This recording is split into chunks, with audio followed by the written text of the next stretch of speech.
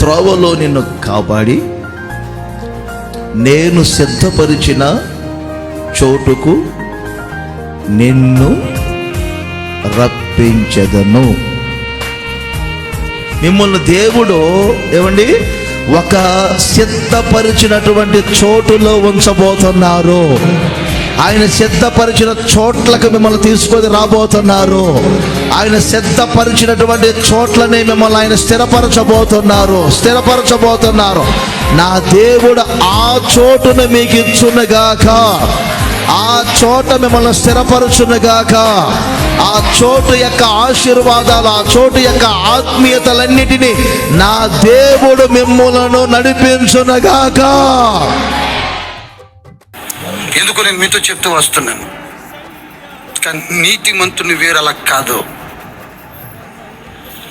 ఆ వేరు కదలదు.